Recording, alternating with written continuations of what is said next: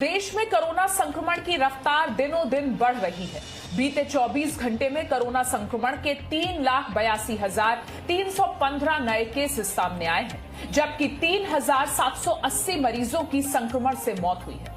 इस बीच राहत की बात यह है कि 3,38,439 मरीज ठीक भी हुए हैं, जबकि 34 घंटे में 15,41,299 लोगों की टेस्टिंग हुई है। कोरोना के बढ़ते आंकड़ों के बीच कोरोना पर हर कंफ्यूजन को दूर करें आप हमारे साथ, और क्योंकि आज इस बुलेटिन में हमारे साथ जुड़ रहे हैं स्वास्थ्य सेवाओं के महानिदेशक डॉक्टर सुनील कुमार।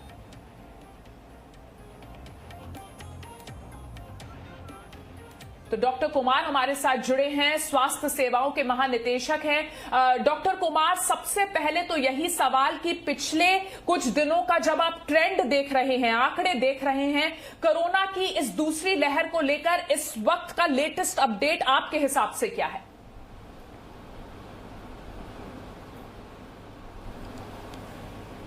कोरोना की जो सेकेंड वेव चल रही है वह काफ़ी चिंताजनक है। हमें काफ़ी इस बारे में कंसर्न है और आप सब जानते हैं, देश पूरा जानता है कि सभी इससे परेशान है, पब्लिक भी परेशान है, प्रोफेशनल्स भी परेशान हैं और पॉलिसी मेकर्स अपना काम अच्छी तरह से करने की कोशिश कर रहे हैं और वो इस बारे में जैसे जैसे जो ज़रूरतें होती हैं उस बारे में वैसे डिसीजंस लेकर के उनको एग्जीक्यूट करते हैं ताकि इसको हर तरह से कंट्रोल में किया जा सके। ये बात सही है कि केसेस अभी प्लेटू की तरफ नहीं है, एक झुकाव या एक जिसे कहा जाए कि वो स्टेबलाइज होने की स्थिति में अभी नहीं लग रहा है। कुछ दिन पहले इंडिकेशन आया था 2 दिन के लिए कि शायद हम प्लेटू की तरफ पहुंच रहे हैं, लेकिन ये शायद अभी थोड़ा सा जल्दी है। 1 सप्ताह के अंदर शायद हमें पता लगेगा कि ये प्लेटू की तरफ हो रहा है और झुकाव की तरफ हो रहा है या नहीं। और अगर लेकिन हमें फिर भी जो 3 इम्पॉर्टेंट चीज़ें जिसके ऊपर हम कहते हैं कि अगर ध्यान रखें कोई भी साइंस, ख़ास तौर से मेडिकल साइंस, तो हम इसको तुरंत पार कर सकते हैं। First is anticipation. हमें इसको एंटिसिपेट करना चाहिए, हमें रीड करना चाहिए, हमें इसकी एक वैज्ञानिक इसकी प्रक्रिया को समझते हुए इसके बारे में एनालिसिस करते हुए हमें समझना चाहिए कि ये क्या बोल रहा है। उसको कहते हुए हमें एंटिसिपेट करना चाहिए और एंटिसिपेशन के साथ हमें अपनी तैयारियां, प्रिपरेशन फेज जिसे कहते हैं, वह पूरी तरह से तत्पर रहना चाहिए, अच्छी तरह से उसके हिसाब से प्रिपेयर करना चाहिए, बल्कि उसको हम आगे एडवांस में प्रिपेयर करें। और तीसरा उसका मेटिकुलस इम्प्लीमेंटेशन। ये तीनों चीज़ें जब हम करेंगे तो हम देख पाएंगे कि हम इसको कंट्रोल भी कर पाएंगे और ये जो हमारी जो नए केसेस हैं उनको हम सक्सेसफुली ट्रीट कर पाएंगे। हमारे जो डिस्चार्ज केसेस हैं, जो हमारे रिकवरी केसेस हैं, वो बढ़ रहे हैं और हमारा जो एक अच्छी बात है, जो 85% मरीज़ 82% से ऊपर हमारा रिकवरी रेट चल रहा है। फेटेलिटी रेट अभी भी बहुत ओवरऑल संख्या देखें तो चिंताजनक लगता है, लेकिन अगर हम जब देखें तो परसेंटेज के हिसाब से इतना चिंताजनक नहीं है। But yes, deaths are deaths and they are unfortunate and चिंता तो रहती है उस बारे में। जी डॉक्टर कुमार, इस वक्त ये भी बात की जा रही है, ये कयास लगाए जा रहे हैं कि कोरोना अब एयरबॉर्न हो चुका है, क्या कहेंगे आप इस पर?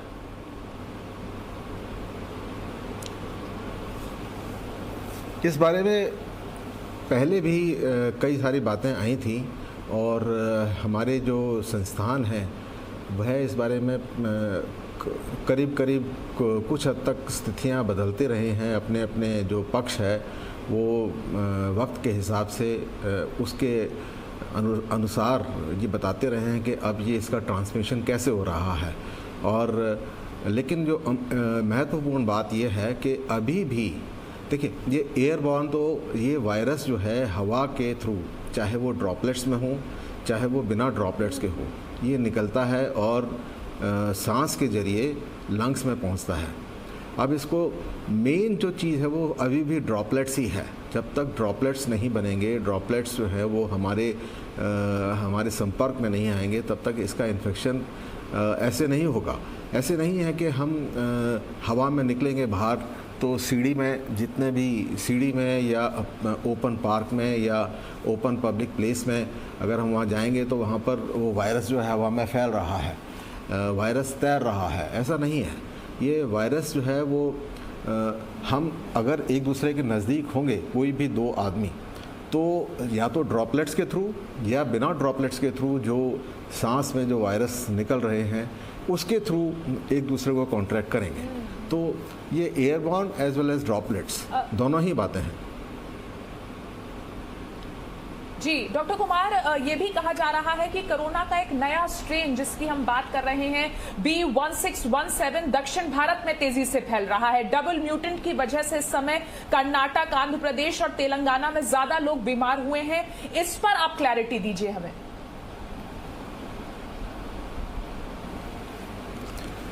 इस स्ट्रेन के बारे में कंसर्न हमें अक्टूबर नवंबर से ही इस बारे में चिंतित होने लगे थे हमारा जो साइंटिफिक जगत है। और एक म्यूटेशन जो थी जो यूके से आई थी उसके बारे में भारत सरकार ने बड़े गहरे पैमाने पर, बहुत बड़े पैमाने पर एक संस्था क्रिएट की थी जिसका काम सिर्फ यही था कि हम इसमें जो चेंजेस हो रहे हैं, जो म्यूटेशंस हो रहे हैं, उस पर एक कड़ी नज़र रखें और उसके हिसाब से हम एक्शन करते रहें। अब ये बात है कि वो तो रही बात यूके के स्ट्रेन के बारे में, लेकिन बाद में धीरे धीरे ये मालूम पड़ा इन स्टडीज़ के थ्रू कि ये डबल म्यूटेशन हो चुकी है। और डबल म्यूटेशन के बारे में देखिए, ये वायरस जो है, mRNA वायरस जो है, ये वायरस ज़रूर बदलेगा, ये हमें मालूम है। इस बारे में ये वायरस ऐसा नहीं है या कोई भी वायरस ऐसा नहीं है जो स्टेबल रहता है। ये वायरस तो बदलेगा, अपनी प्रकृति बदलता है और जैसे जैसे ट्रांसमिट होता है वैसे वैसे इसमें बदलाव आते रहते हैं और इसकी ट्रांसमिसिबिलिटी या इसकी इन्फेक्टिव कैपेबिलिटी वो बढ़ती या घटती रहती है।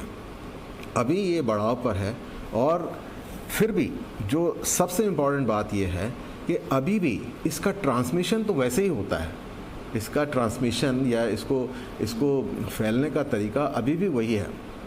तो बेसिक जो प्रिकॉशंस हैं, जो रिकमेंडेड हैं, अगर हम अभी भी वो अपनाएं और हम भीड़ ना करें, हम आइसोलेशन रखें, मास्क को सही तरीके से पहनें, दोनों अपनी नाक, मुंह और दोनों को कवर कर रखें, हाथ को सैनिटाइज करते रहें, धोते रहें, ये कुछ बातें हैं जो कोविड अप्रोप्रिएट बिहेवियर होता है। इसको अगर हम अपनाएं तो चाहे वो स्ट्रेन म्यूटेशन हो, चाहे वो नॉन म्यूटेटेड स्ट्रेन हो, वो हमें संक्रमित नहीं कर सकता। संक्रमण का तरीका वही रहता है। हाँ, उसका जो कॉम्प्लिकेशंस हैं वो कभी बढ़ते घटते रहते हैं, तो वो तो जब ही होगा जब वो हमारी बॉडी में प्रवेश करेगा। और उसके बॉडी में प्रवेश वो जंप नहीं मार सकता। जंप मार करके ऐसा नहीं कि हमारे स्किन के थ्रू चला जाएगा या हमारे खाने के थ्रू चला जाएगा। Mutation does not mean that. Mutation का मतलब ये नहीं है। तो हमें इस बारे में अभी भी ये समझना चाहिए, म्यूटेशन को हमें साइंस के लिए छोड़ देना चाहिए, डॉक्टर्स के लिए छोड़ देना चाहिए, माइक्रोबायोलॉजिस्ट के लिए छोड़ना चाहिए कि वो इसका क्या मतलब निकालते हैं। लेकिन आम पब्लिक को मैं यही कहना चाहूँगा अपने हिसाब से कि ये इम्पॉर्टेंट है कि आप चाहे म्यूटेशन सिंगल हो, डबल हो, किसी एक पर्टिकुलर उसके हिस्से में हो या कहीं सारे में हो जाए, ये आप ध्यान रखिए कि दो चीज़ें हैं। एक तो ये कि इसको अभी भी रोका जा सकता है by transmission through COVID appropriate behaviour. दूसरा, वैक्सीन अभी भी कारगर है इस चीज़ के लिए। इसलिए आप खुले दिल से, स्वेच्छा से वैक्सीन लगवाइए। जी और डॉक्टर कुमार, वैक्सीन की जब हम बात कर रहे हैं तो कई लोग वैक्सीन लगवाने को लेकर भी एप्रीहेंसिव हैं। सवाल लगातार दर्शक भी हम तक पहुंचा रहे हैं। कई सवाल ऐसे हैं कि अगर किसी का high sensitivity C reactive protein तय सीमा 3 से ज्यादा है तो कोरोना वैक्सीन लेनी चाहिए या नहीं, क्या कहेंगे डॉक्टर कुमार?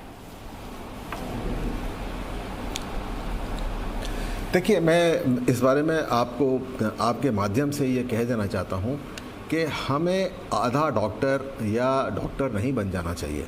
हमारी जो नॉलेज है वो हम अपने कॉमन मैन को एक कॉमन मैन ही रहना चाहिए, और हमें व्हाट्सएप के थ्रू या ये जो आजकल नेट्स के थ्रू बड़े आसानी से जो लैंग्वेज है, जो हमें आर्टिकल्स हैं जो हमें पढ़ने को मिल जाते हैं, लेकिन उसका इंटरप्रिटेशन हम ठीक से नहीं कर पाते हैं।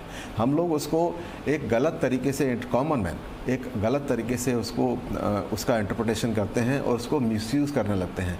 आज वो सी रिएक्टिव प्रोटीन हो, चाहे वो डी डाइमर्स हो, चाहे वो सीरम फेरेटिन लेवल्स हो, कोई भी और अन्य इन्वेस्टिगेशन हो, जाकर लैब में सीधा कहते हैं कि आप हमारे ब्लड टेस्ट कर दीजिए। और अनप्रोफेशनलिज्म इतना है कि वो लोग भी कहते हैं अच्छा आप ये कर रहे हैं, 3-4 और टेस्ट करा लीजिए। अब वो 3-4 टेस्ट वो और दे देता है, जोड़ देता है। ऐसे ही सीटी स्कैन के बारे में हो रहा है। सीटी स्कैन हार्मफुल है। सीटी स्कैन सिर्फ डॉक्टर्स को एडवाइस करना चाहिए, लेकिन पब्लिक जो है वो आधी डॉक्टर बन चुकी है और वो पैनिक में ये सब चीज़ें कराती है। We do not treat the CT scan, we do not treat the blood test, we treat the person, we treat the physiology of the person. हम उसके उसके जो शरीर में जो चल रहा है उसका एक वैज्ञानिक विश्लेषण करते हैं इन सब टेस्ट के थ्रू, और तब जाकर हम डिसाइड करते हैं कि इस मरीज़ के लिए क्या ज़रूरी है और क्या ज़रूरी नहीं है। आजकल सभी लोग अपने आप ऑक्सीजन लगा रहे हैं, सभी लोग अपने आप स्टेरॉइड ले रहे हैं, सभी लोग अपने आप रेमडेसिविर के बारे में भाग रहे हैं। ये सब पैनिक है। इस सब को बंद करना होगा। ये सब हमें समझना होगा कि हम डॉक्टर्स नहीं हैं, हम सिर्फ कॉमन मैन हैं। डॉक्टर्स का प्रोफेशन उनको छोड़ देना चाहिए। जी बिल्कुल डॉक्टर कुमार, लेकिन पैनिक की एक वजह ये भी है कि बहुत से लोगों की ऐसी शिकायत है कि वैक्सीन लगवाने के बाद जो खून है वो थिक हो जाता है या उसकी क्लॉटिंग हो जाती है। क्या ये सही है? देखिए, ये वैक्सीन के बारे में सेफ्टी ट्रायल्स हो चुके हैं। अब ये इसके बाद हमारे जो लास्ट फेज़ में जो ट्रायल होती है वो होती है लॉन्ग टर्म। इसके जो सेफ्टी रिजल्ट्स होते हैं, इसकी एफिकेसी और सेफ्टी प्रूव्ड है। तो इस बारे में ये इस तरह के संशय मन में रखना, अमूमन जिनका कोई बेस नहीं है, इस बारे में मैं ये कहूँगा कि इन बातों से दूर रहें और इन बातों को फैलाएं भी नहीं, ताकि पैनिक ना फैले। लोगों को चाहिए कि भी अपने डॉक्टर से बात करें, उनकी सलाह लें, और डॉक्टर के सलाह में ही ट्रीटमेंट भी लें, वैक्सीनेशन भी लें, और नहीं लेनी है तो उनसे बात करें कि हमें क्यों नहीं लेनी है। हो सकता है डॉक्टर आपकी बात को एड्रेस कर पाए और पब्लिक की बात को एड्रेस कर पाए और उनको ये समझा पाए कि नहीं, आपके एप्रीहेंशंस, आपके फियर, ठीक है, आपके फियर हैं, लेकिन ये भी समझना चाहिए कि फियर से ट्रीटमेंट नहीं होता है। Fear leads to more problems. Therefore आपको, हम एक कॉमन आदमी को कॉमन सेंस अप्लाई करके इन सब बातों से दूर रहना चाहिए और सिर्फ डॉक्टर की सलाह से जाना चाहिए। अगर हम इतना सिंपल प्रोसीजर, इतनी सिंपल सी बात भी समझ लें तो हमारा पैनिक बहुत कम हो जाएगा। डॉक्टर कुमार जी, जैसे अगर आप हमारे दर्शकों को अगर सुझाव देंगे तो जो अब तो 18 साल से ऊपर वैक्सीनेशन होनी है, तो क्या हर व्यक्ति को अपने डॉक्टर से कंसल्टेशन करके वैक्सीनेशन के लिए रजिस्ट्रेशन कराना चाहिए? नहीं, देखिए, रजिस्ट्रेशन खुला हुआ है। रजिस्ट्रेशन खुला हुआ है। जब आप रजिस्ट्रेशन वहाँ जाएंगे तो डॉक्टर अपने आप पूछेंगे, पूरी टीम वहाँ लगी हुई है कि आपको ये प्रॉब्लम्स तो नहीं है, आपकी ये दिक्कतें तो नहीं हैं, आपको जो एक हिस्ट्री ली जाती है और आपके कुछ कंट्रा इंडिकेशंस जिसमें वैक्सीन नहीं दी जानी चाहिए, वो सारे रूल आउट किए जाते हैं। पूरी टीम एक साइंटिफिक तरीके से काम करती है और उस साइंटिफिक तरीके के बाद ये एक डिसीज़न लिया जाता है कि ठीक है, आपने रजिस्ट्रेशन कराया, आप में ये पाया गया कि आप इसके लिए सही कैंडिडेट हैं, आपको वैक्सीन दी जाएगी और उसके बाद अच्छी तरह से आधे घंटे के लिए आपको ऑब्ज़र्व किया जाता है। और अगर माना जाता है कि अगर आपको कुछ कंट्रा इंडिकेशंस हैं और ये लगता है कि नहीं, आप में ये वैक्सीन ठीक नहीं रहेगी, तो उसी समय चाहे रजिस्टर्ड हैं आप, फिर भी आपको ये कहा जाएगा कि नहीं, आप वहाँ जो डॉक्टर बैठे हैं वो आपको सलाह देंगे और बताएंगे कि ये वैक्सीन आपको नहीं लगानी चाहिए और क्यों नहीं लगानी चाहिए या कितने दिन बाद लगानी चाहिए। ये राइट प्रोसीजर है इसका। ठीक है जी जी डॉक्टर कुमार, एक बहुत अहम सवाल मास्क को लेकर, क्या डबल मास्क लगाने का जो प्रोसीजर है उसके बारे में बताइए। कुछ लोग कहते हैं कि 2 क्लॉथ के मास्क लगा लिए जाएं, कुछ कहते हैं सर्जिकल मास्क के ऊपर क्लॉथ का मास्क लगा लिया जाए, कुछ कहते हैं कि सर्जिकल मास्क N95 लगाया जाए। डॉक्टर कुमार इस पर फाइनली क्या कहते हैं? As a Government of India representative, as Director General of Health Services, Government of India, मैं एक बड़ी ही सिंपल बात कहना चाहूँगा। जितना हम इसको कॉम्प्लिकेट करेंगे उतना ही हमारे लिए कॉम्प्लिकेशंस बढ़ेंगे। एक बात, पहली बात ये। दूसरी बात ये, एक अच्छी क्वालिटी का सर्जिकल मास्क लगा करके अगर आप अपना काम कर रहे हैं और जब ज़रूरी है तभी बाहर जा रहे हैं, और सर्जिकल मास्क को जो कि प्रॉपरली एक क्वालिटी टेस्टेड, क्वालिटी अप्रूव्ड एक मैन्युफैक्चरर है उससे ख़रीद रहे हैं या उसका ही ख़रीद रहे हैं केमिस्ट से, अप्रूव केमिस्ट से, और वो एक गलत काम में नहीं उलझा हुआ है, तो सिर्फ़ और सिर्फ 3 लेयर्ड या 2 layered surgical mask is good enough. उसके ऊपर कोई और कपड़े का मास्क लगाने से या उसके नीचे N95 मास्क पहनने से या उसके नीचे भी एक मास्क पहनने से या उसके आगे भी एक मास्क पहनने से कोई फ़ायदा नहीं होने वाला। इसलिए एक बड़ी सिंपल सी सलाह है, एक गुड क्वालिटी का, एक अच्छी क्वालिटी का आप मास्क पहने, वही काफ़ी है। डॉक्टर कुमार, बस मेरे पास वक्त बहुत कम है, लेकिन एक सवाल बहुत जरूरी आपसे पूछना है कि जो पेशेंट्स घर पर हैं और रिकवर कर रहे हैं, उनकी डाइट को लेकर आप शॉर्ट में क्या कहेंगे? उनको एक सिंपल प्रोटीन रिच डाइट और जो आसानी से हज़म हो सके वो डाइट लेनी चाहिए, जिसमें पानी बहुत मात्रा में लेना चाहिए, कोई जूसेस हैं तो वो लेना चाहिए, फ्रूट्स का पोर्शन अच्छा होना चाहिए, सोयाबीन या पनीर या मटर या मीट, जिसमें हम कहेंगे फ़िश मीट, वो अच्छी चीज़ हैं। ये आपको प्रोटीन्स भी देंगे और आपकी डाइट को, आपके शरीर को अच्छी तरह से स्वस्थ रखेंगे, आपकी रिकवरी में अच्छा मदद करेंगे। जी, और डॉक्टर कुमार, कुछ लोगों का ये भी एक डाउट है कि उन्होंने जो ऐप के थ्रू रजिस्ट्रेशन कराने की कोशिश की है, उनका नंबर आगे नहीं बढ़ रहा है, जो रजिस्ट्रेशन करवा रहे हैं कोविन ऐप के जरिए, उसके बारे में भी कुछ जानकारी अगर हमारे दर्शकों को दे दें आप तो। कोविन ऐप के बारे में कुछ गलत शलत कुछ बातें उड़ी थी कुछ दिन पहले, जब हमने ये ओपन किया था 18 वर्ष तक की आयु के लोगों का वैक्सीनेशन। तो ये कहा जा रहा था कि ये क्रैश हो गई है और ये इसमें हम आगे नहीं रजिस्टर कर पा रहे हैं। ठीक है, थोड़ी देर के लिए वो समस्या हुई थी, लेकिन उसके बाद अब रजिस्ट्रेशन चालू है, लोग अपना रजिस्ट्रेशन कर सकते हैं। देखिए, हमें ये बात ध्यान रखनी पड़ेगी कि डिमांड वर्सेस सप्लाई का थोड़ा सा इशू अगर है भी तो वो धीरे धीरे रिजॉल्व होगा। हमें पैनिक करने से फ़ायदा नहीं होगा। ऐसा नहीं है कि ओवरनाइट हमें वैक्सीनेशन की ज़रूरत है। अपनी बारी का इंतज़ार करें, अपने अपॉइंटमेंट का इंतज़ार करें, और जैसे ही कोविन पर आपका रजिस्ट्रेशन खुलता है वहाँ जा कर के अपनी वैक्सीन लें। ये थोड़ा संतुलन, थोड़ा बिना पैनिक के थोड़ा सा बैलेंस अपने अप्रोच ये रखनी पड़ेगी कि ठीक है, कहीं थोड़ी सी अगर देरी हो भी रही है, मान लीजिए आपका रजिस्ट्रेशन 1 सप्ताह तक नहीं हो रहा है, तो इसका मतलब ये नहीं है कि 1 सप्ताह में आपको कुछ हो जाएगा। अब तब तक आप अपना कोविड अप्रोप्रिएट बिहेवियर अपनाइए, बाहर ज़रूरी नहीं है कि जाइए, और जब भी आपका नंबर आएगा आप उसे अपनाएं और वहाँ जाएं और उसको अपना करके अपने लिए वैक्सीनेशन करें। देश इस वक्त कोरोना संक्रमण के सबसे बुरे दौर को झेल रहा है। जिस तरह से मरीजों के आंकड़े बढ़ रहे हैं, कोरोना का इलाज मिलने में परेशानी आ रही है। कोरोना की बढ़ती रफ्तार के बीच परेशान करने वाली और राहत देने वाली दोनों खबरें हम आपको दिखा रहे हैं। देश में बीते 24 घंटे में 3,82,000 से ज्यादा नए केस सामने आए हैं, लेकिन राहत की बात यह है कि 24 घंटे में 3,38,000 से ज्यादा लोग कोरोना से ठीक भी हुए हैं।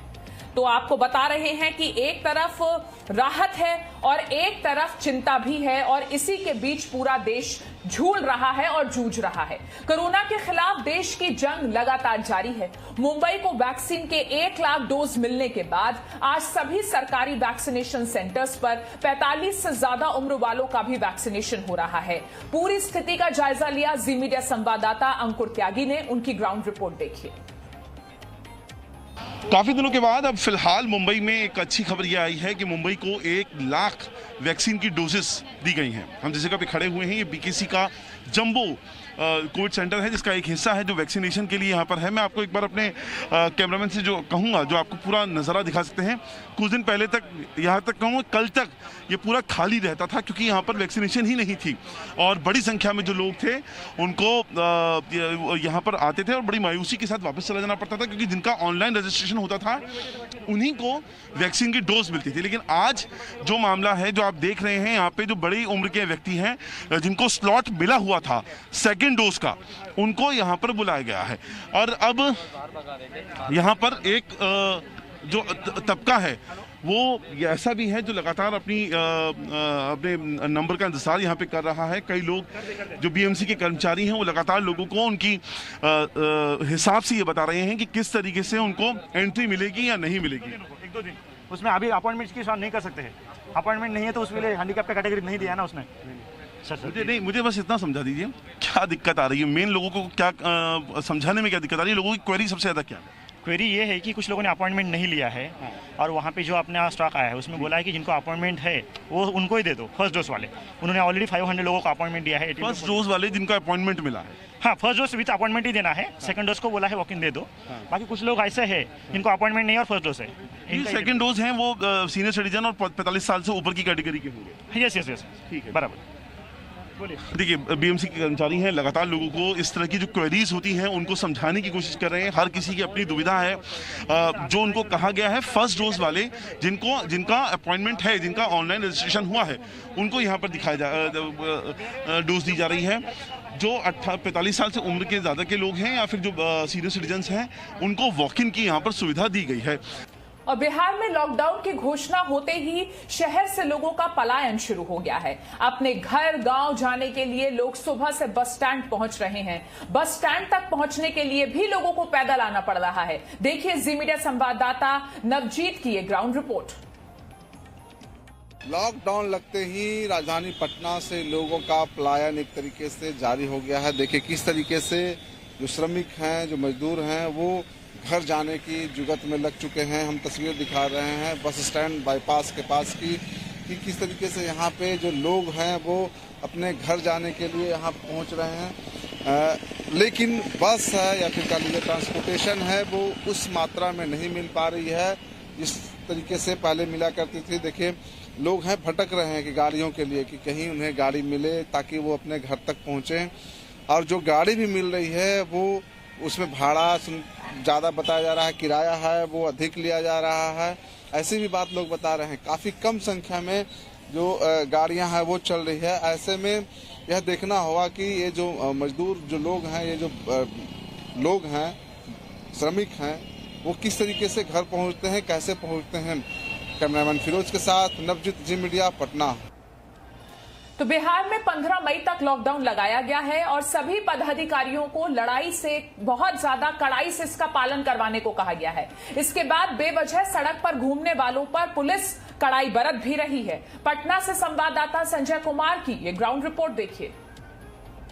कोरोना संक्रमण के रोकथाम के लिए सरकार ने 15 मई तक लॉकडाउन लगाया है और तस्वीर देखिए किस तरीके से पटना के कारगिल चौक पर वाहन चेकिंग अभियान चलाए जा रहे हैं और जो लोग बेवजह निकलने वाले हैं घर से उन सभी लोगों पे लाठियां भी चटकाई जा रही है। चूँकि साफ तौर पे ये कल जिलाधिकारी ने निर्देश दिया था सभी पदाधिकारियों को कि सड़क पर बेवजह कोई भी वाहन लेकर के नहीं निकलेंगे, जो आवश्यक चीज़ें हैं वही जो है अपने काम के लिए निकलेंगे और उसके लिए सड़क पे जो है निकला प्रशासन के लोग जो है निकले। चूँकि पटना के सभी चौक चौराहे पे जो है इसी तरीके से प्रशासनिक पदाधिकारी जो है यहाँ काम कर रहे हैं। तस्वीर देखिए किस तरीके से यहाँ पे पदाधिकारी खुद मौजूद हैं और लोगों से ये पूछ रहे हैं कि कहाँ से आ रहे हैं, इसकी जो है जांच कर रहे हैं। और बेवजह निकलने वालों सड़क पर देखिए उसकी लाठी भी चटकाया जा रहा है, चूँकि साफ तौर पे इंस्ट्रक्शन जारी किया गया है कि कोई भी व्यक्ति जो है इस तरीके से बेवजह नहीं निकले, और इसी को लेकर के व्यवस्था की गई है। सर क्या कर रहे हैं, क्या व्यवस्थाएं हैं आपकी?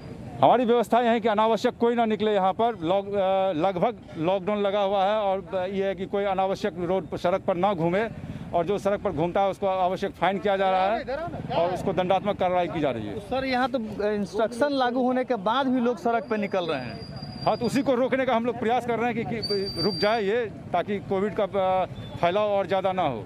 तो देखिए संक्रमण को रोकने के लिए जिस तरीके से सरकार ने अपनी व्यवस्थाएं की थी, उसी को लेकर के प्रशासन के भी लोग सड़क पे हैं, और वे साफ तौर पे लोगों को हिदायत दे रहे हैं कि बेवजह घर से ना निकले, अन्यथा आप पे जुर्माना की राशि भी वसूल की जाएगी और आप पे कानूनी कार्रवाई भी की जाएगी।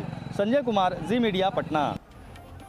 और पटना में लॉकडाउन के पहले दिन सड़क पर पुलिस की सख्ती साफ तौर पर नजर आई।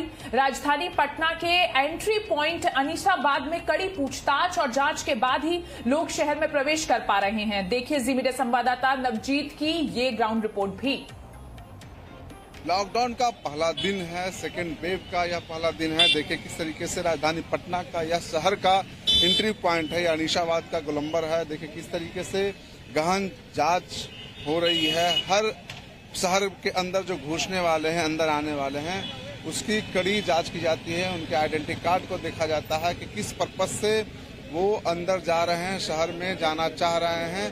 इसी की वजह से इस गोलंबर पे देखा जाए तो कहीं न कहीं राष्ट्रीय राजमार्ग भी है। यह जो पटना बाईपास का एक हिस्सा है, यहीं से राजधानी पटना के अंदर आप एंट्री पा सकते हैं। तो देखिए जिस तरीके से जो पुलिस है कड़ाई के साथ पूरे जो ट्रैफिक वाले हैं वो लगे हुए हैं जांच करने में। बिना जांच के, बिना किसी भी गैर जरूरी लोगों को यहाँ पे अंदर जाने नहीं दिया जा रहा है। जिन्हें जरूरत है उन्हीं को अंदर जाने दिया जा रहा है। यानी शहर के अंदर यदि आपको आना है तो कोई न कोई वाजिब बात होनी चाहिए, कोई न कोई जो जरूरी काम है वो होना चाहिए। यदि आप हेल्थ सेक्टर या फिर कह लीजिए कि कह लीजिए कि अति जरूरी जो काम से लगे हुए लोग हैं उन्हें होना चाहिए। यदि आप किसी स्वास्थ्य विभाग में हो, अग्निशमन विभाग में हो या फिर आपदा विभाग में हो, तो इन विभाग में आप जब काम करते हैं उन्हीं विभागों को लोगों को अंदर जाने दिया जा रहा है। देखिए खुद जो पुलिस है यहाँ पे एक तरीके से मोर्चा संभाल रही है, और इसी की वजह है कि थोड़ी सी इस चौराहे पे कह लीजिए कि जाम की स्थिति बनी हुई है। कैमरामैन फिरोज के साथ नवजीत, जी मीडिया, पटना। और अब बात करते हैं मध्य प्रदेश की राजधानी भोपाल की, जहां 18 साल से ज्यादा उम्र के लोगों का वैक्सीनेशन शुरू हो चुका है। युवा भी वैक्सीन लगवाने के लिए सेंटर्स पर पहुंच रहे हैं। देखिए जी मीडिया संवाददाता आकाश द्विवेदी की ये ग्राउंड रिपोर्ट भोपाल से।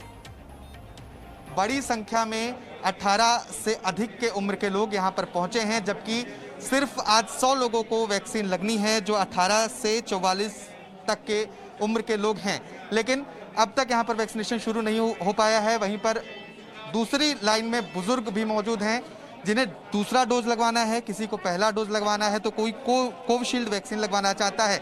अभी स्वास्थ्य विभाग के अधिकारी और कर्मचारी कुछ भी स्पष्ट नहीं कह पा रहे हैं कि आखिर यहाँ पर चल क्या रहा है। ना इन बुजुर्गों को कोई जानकारी है कि क्या इन्हें आज दूसरा डोज लगेगा या नहीं लगेगा। लोगों में कुछ आक्रोश भी देखने को मिल रहा है, लंबी कतारें हैं यहाँ पर, यहाँ से लेकर बाहर तक लोग लाइन में लगे हुए हैं। बहुत सारे लोग मौजूद हैं, इनसे बातचीत करने की कोशिश करेंगे। सर कितने बजे से आए आप? जी 8:30 बजे से। क्या बताया जा रहा अभी तक? सर बहुत अव्यवस्था है, कुछ पता नहीं लग रहा किसको लगना है किसको नहीं लगना। पहली चीज़ तो ये कह रहे हैं स्लॉट वालों को लगेगा। अभी तक उनके पास ही लिस्ट नहीं कि कितने लोगों का स्लॉट है, या 100 लोगों का कह रहे हैं जैसे पेपर में बताया। लेकिन अभी ये खुद असमंजस में, और हम लोग 2-3 घंटे से खड़े और देख रहे हैं। असमंजस की स्थिति राजधानी भोपाल के इस वैक्सीनेशन सेंटर पर देखने को मिल रही है। तो लोगों को यहाँ पर इंतजार करना पड़ रहा है। 9 से 11 का स्लॉट जिन्होंने बुक किया था उन्हें भी अब तक वैक्सीन नहीं लग पाई है। लोग कह रहे हैं कि मंत्रियों का इंतजार हमें करना पड़ रहा है। वैसे में देखना होगा कि कब तक यहाँ पर वैक्सीनेशन शुरू हो पाता है। और आज जो 100 लोगों का लक्ष्य रखा गया है, चूंकि वैक्सीन की कमी है प्रदेश में, 1 तारीख से जो वैक्सीन लगनी थी वो 5 तारीख को शुरू हो रहा है, और एक दिन में मात्र 100 लोगों को वैक्सीन लगना है जो 18 से अधिक उम्र के लोग हैं, 44 तक के लोग हैं। कैमरामैन नंदन विश्वास के साथ आकाश द्विवेदी, जी मीडिया, भोपाल। और मध्य प्रदेश में 18 साल से ज्यादा के लोगों का वैक्सीनेशन का जो प्रोसेस है वो शुरू हो चुका है। ग्वालियर के जयारोग्य अस्पताल समूह के टीकाकरण केंद्र के बाहर लंबी लाइन देखने को मिली। ग्वालियर से जी मीडिया संवाददाता शैलेंद्र सिंह की एक ग्राउंड रिपोर्ट देखिए। मध्य प्रदेश में आज से 18 साल से अधिक उम्र के लोगों को वैक्सीनेशन का काम शुरू कर दिया गया और हम इस वक्त मौजूद हैं जयारोग्य अस्पताल के टीकाकरण केंद्र पर। आप देख सकते हैं कि जो यूथ की जो भीड़ है वो काफ़ी देखने को मिल रही है, क्योंकि 28 तारीख से रजिस्ट्रेशन शुरू हुए थे। उसके बाद युवाओं ने जो है रजिस्ट्रेशन कराए थे और उनको इस तरीके से टाइम स्लॉट और अस्पताल का आवंटन किया गया था। उसके बाद वो लोग वैक्सीनेशन लगवाने के लिए पहुँचे हैं। आप 18+ हैं, वैक्सीनेशन करवाने आए हैं, किस तरह का फील कर रहे हैं और क्या संदेश देना चाहिए? मैं ये कहना रहा हूँ, टीकाकरण सबको करना चाहिए। जो भी वैक्सीन हमारे वैज्ञानिकों ने बनाई है एकदम सेफ और सिक्योर है। आप बताइए कि बहुत सारे लोग जो है वो डर रहे हैं वैक्सीनेशन से, उनको क्या संदेश? नहीं, डरने की कोई बात ही नहीं है इसमें। जो वैक्सीन भारत सरकार ने बनाई है वो स्वच्छ है, एकदम बढ़िया है और लगवाना सभी को चाहिए वैसे। मैम, आपने कब रजिस्ट्रेशन कराया था और कितने दिन में नंबर आपका आया? मैंने कल ही करवाया था रजिस्ट्रेशन और आज। आपके घर में कौन कौन लोग जो हैं वैक्सीन लगवा चुके हैं? मम्मी पापा लगवा चुके हैं। आप क्या संदेश देना चाहेंगे? बहुत सारे लोग ऐसे हैं जो अभी डर रहे हैं वैक्सीन से। वैक्सीन से डरने की जरूरत नहीं, क्योंकि कोविड तो वैसे भी होगा, जान वो वैसे भी ले लेगा। वैक्सीन से जान जाएगी नहीं, बच जाएगी। कुछ और लोग भी हैं, आप बताइए मैम, क्या संदेश देना चाहेंगे ऐसे लोगों को जो डर रहे हैं? वैक्सीन सभी को लगवानी चाहिए और इसमें बिल्कुल भी वो नहीं करना चाहिए, लेट करना चाहिए, क्योंकि अभी वैक्सीन वैसे भी बहुत मुश्किल से मिल रही है। कैसा फील कर रहे हैं? कब रजिस्ट्रेशन कराया था और परिवार में कौन कौन लोग हैं जो वैक्सीनेशन करा चुके हैं? जैसे ही पोर्टल ओपन हुआ था 18+ वालों के लिए, तभी रजिस्ट्रेशन करा दिया था। घर पे मम्मी पापा ऑलरेडी लगवा चुके हैं और अब हम लोग भी जैसे रजिस्ट्रेशन हुआ तो हम भी वैक्सीन लगवाने आ गए। बहुत सारे लोग जो है जो डर रहे हैं या भ्रामक जानकारियाँ फैला रहे हैं, ऐसे लोगों को क्या संदेश देंगे? मैं ये कहना चाहूँगी कि फॉरवर्डेड मैसेज से अच्छा है कि आप खुद जाके रिसर्च करें, खुद पढ़ें कि वैक्सीन के क्या फ़ायदे हैं, और ना कि लोगों से उनकी बातें सुन के इन्फ्लुएंस हो जाएं कि वैक्सीन नहीं लगवाना चाहिए। खुद से एजुकेट करें खुद को और वैक्सीन ज़रूर लगवाएं सब लोग। तो आप देख सकते हैं कि बड़ी संख्या में जो युवा हैं और 18 साल से 44 साल के बीच के जो लोग हैं वो वैक्सीनेशन कराने पहुंचे हैं और जिनमें बहुत उत्साह है। इसके पहले भी लगातार जब हम उनके बीच जा रहे थे तो वो भी वैक्सीनेशन को उनके लिए अनिवार्य करने की बात कर रहे थे और अब जाकर आज से उनके वैक्सीनेशन का काम शुरू हो चुका है। कैमरामैन विजय के साथ Shailendra Singh, Zee media, Gwalior. Presenting B News app, available on Google Play and App Store. Download it now.